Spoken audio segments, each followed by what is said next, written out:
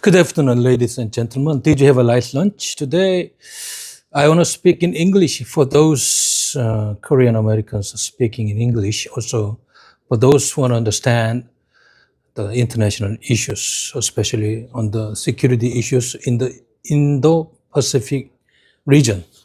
Today, I'd like to introduce Ellie Ratner's new article, which was published in the Foreign Affairs, May 27th issue, with the title of The Case for a Pacific Defense Pact, also with subtitle, America Needs a New Asian Alliance to Counter China.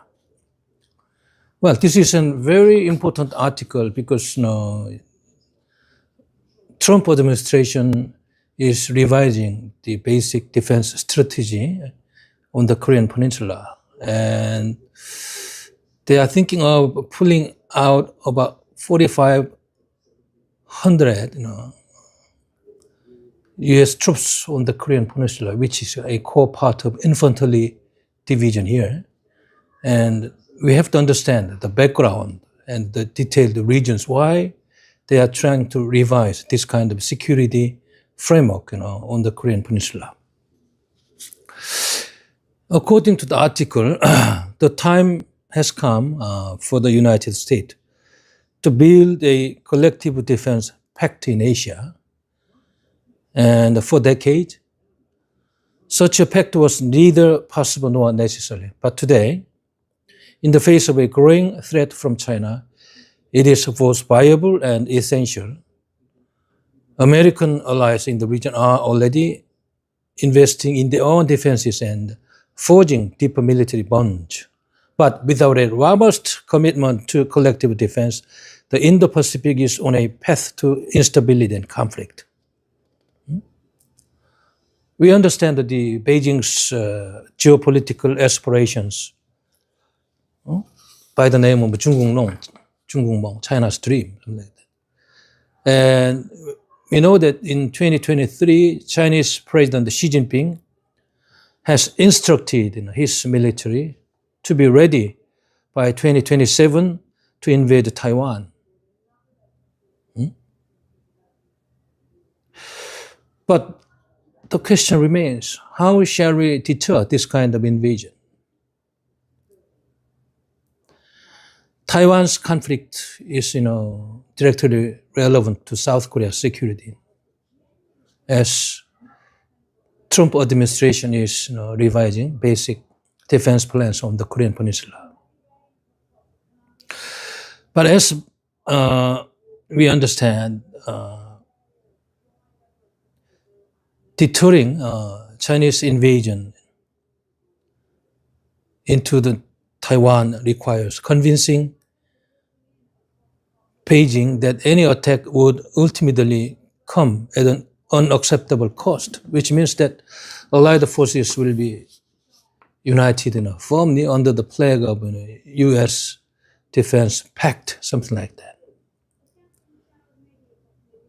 In past decade, Washington's principal focus was to forge close bilateral ties in this region, in East Asian region especially. But in recent years, by contrast, the United States has pursued a more networked approach, giving U.S. allies greater responsibilities and encourages closer ties, not just with Washington, but among the allies themselves. For example, South Korea, Japan, Philippines, Australia, something like that. So more multilateral approach marks on a critical step toward stronger deterrence. But how can we secure stronger deterrence is another question, I think. There are also some skeptics, about making collective security mechanism by the title of, Pacific Defense Pact, something like that. skeptics may argue that such an arrangement is infeasible with a Trump administration that appears to disavow the importance of the United States alliances. But this is very important. The reality is that leaders in Washington and allied capitals are still working to deepen military cooperation in the Indo-Pacific despite economic and diplomatic tensions. As far as defense matters are concerned, there has been far more continuity than disruption to date. We have to remind this kind of thing. So it is a necessity to go to collective security to have more, firm stance against, Chinese invasion, possibly any enemy's invasion in this region. We have to understand that time have changed. The conditions once preventing multilateral alignment in Asia are giving way to fresh calls for collective defense.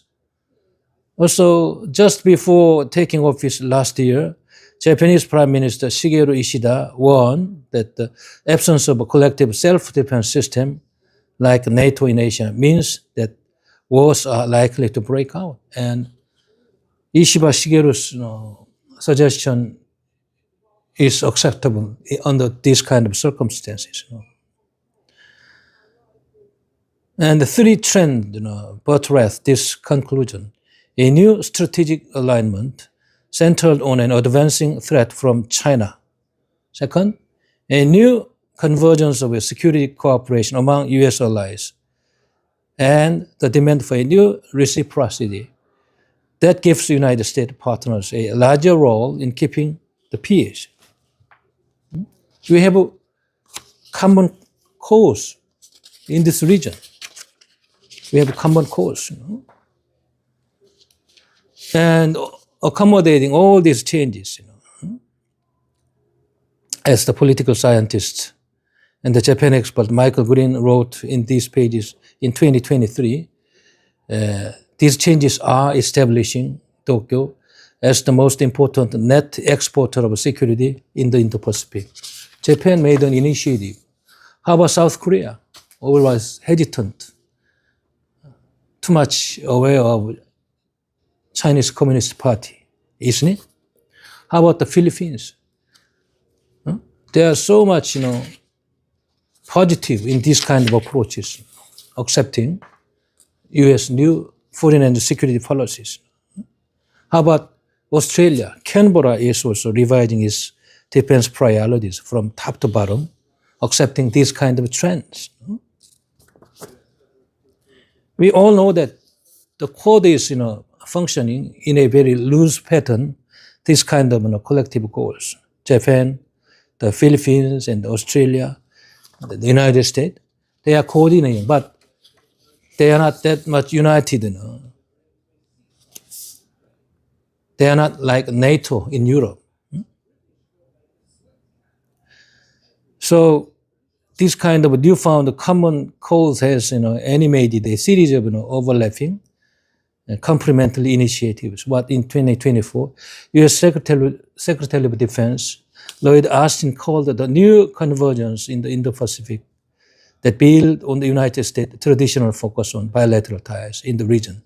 The Biden administration, in particular, worked to supplement the older hub and spokes model with what it envisioned as a latticework of relationship in Asia.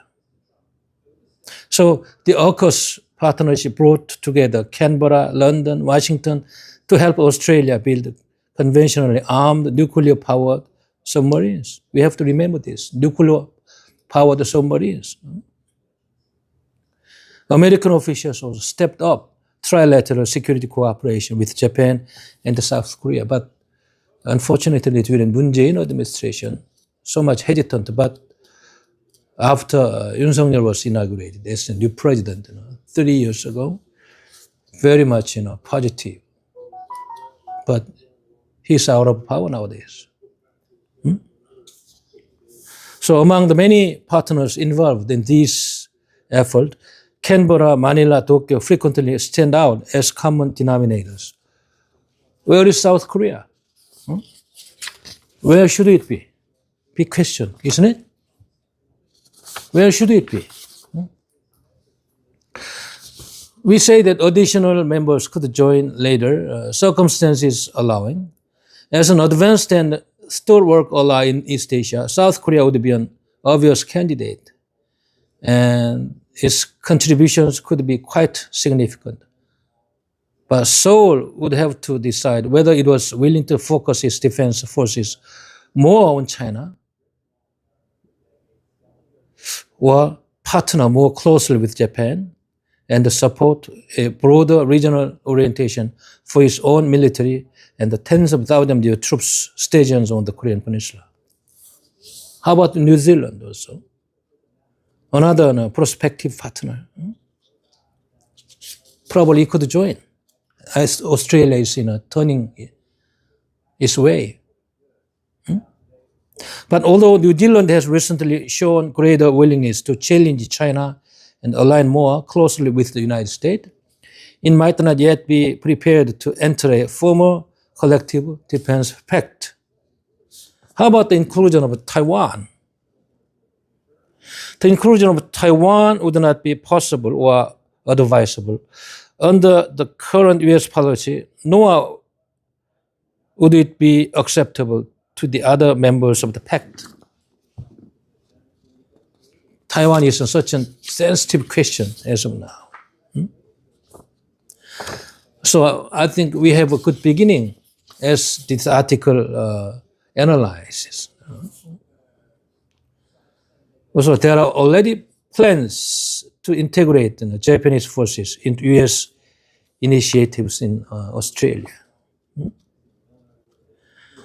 The four countries should establish a series of working groups to negotiate the full range of policy and legal issues associated with this kind of full range of policy and legal operations in the future, military operations. We should be all for one, in addition to deepening their collective cooperation with one another. US allies will also need to rebalance their bilateral security partnerships with Washington. In their current form, those partnerships reflect the asymmetries of a different era, when American military primacy appeared uncontested and immutable. Bilateral treaties in the region were restricted in scope of specific local geographics and the contributions of allied militaries.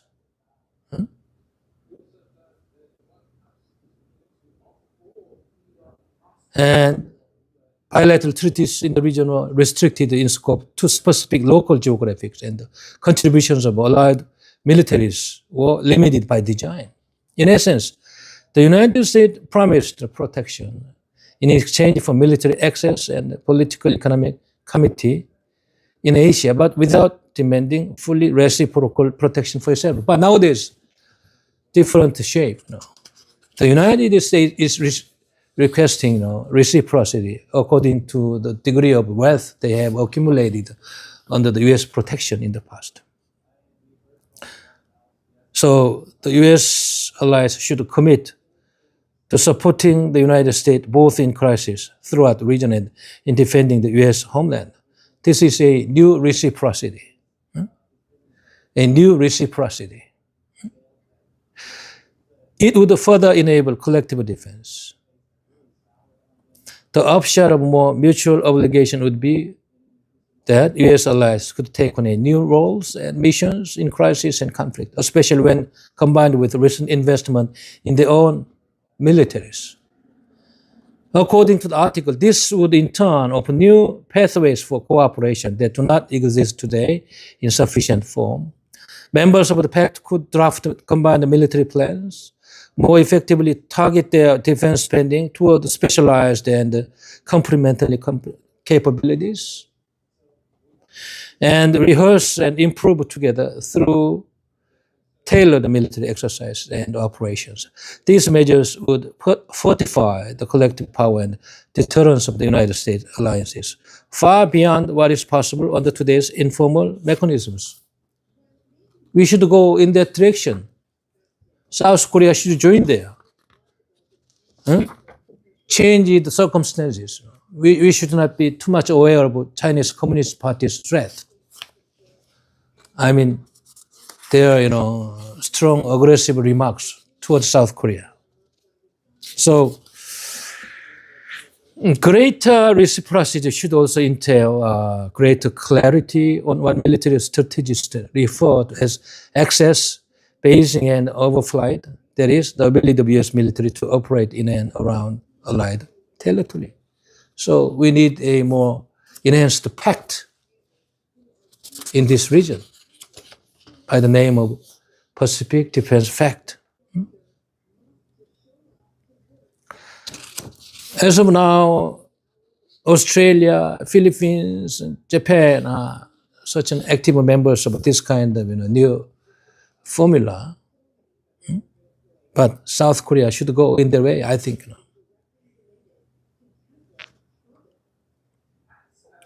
So they are including technology sharing, infrastructure investment, and improved disaster responses. In the United States, skeptics can be assured that a defense pact in the Pacific would entail no obligation for the U.S. military beyond what is already in place, but that it would reduce threat to the U.S. homeland and to U.S. troops. So United States is positively considering this kind of pact.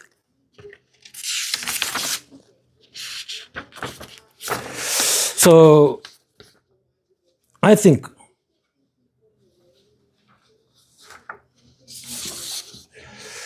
the pact should remain focused on defense rather than subsuming or taking on the economic and the diplomatic roles of their important institution. Indeed, the pact will be most successful if complemented by a robust regional trade agenda, active diplomatic efforts, and effective foreign assistance programs. We expect protest from Beijing, without doubt. China has long accused the United States of Cold War thinking and bloc politics. PLA officials have already warned that current U.S. efforts to bring American security partners closer together are tying the region's countries to the U.S. war chariot. These refrains will feature prominently in China's reaction, precisely because a stronger coalition could stimulate Beijing's revisionist ambitions.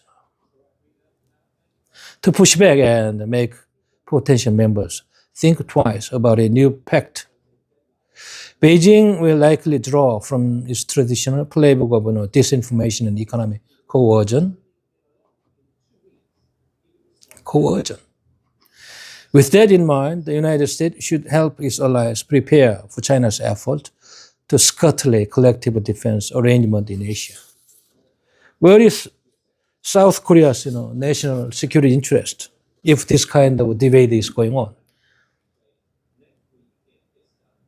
I think South Korea should actively join in this kind of a new formula, moving away from vast stances of vagueness regarding Beijing's and Washington's calls. This is a new era under Trump administration, and new military framework was formed, and new security threats are formed around the Korean Peninsula. We should go with Washington hand in hand more strongly than in the past of 1950s, 1960s, 1970s, 1980s. This is the right time for South Korea also to change our basic security strategy, actively accommodating this kind of collective security mechanism by the name of Pacific Defense Pact. I think this is the right way. What do you think about this? Do you agree with me? I think this is the right way. Thank you. This was an English analysis for those Korean Americans living abroad. Thank you so much.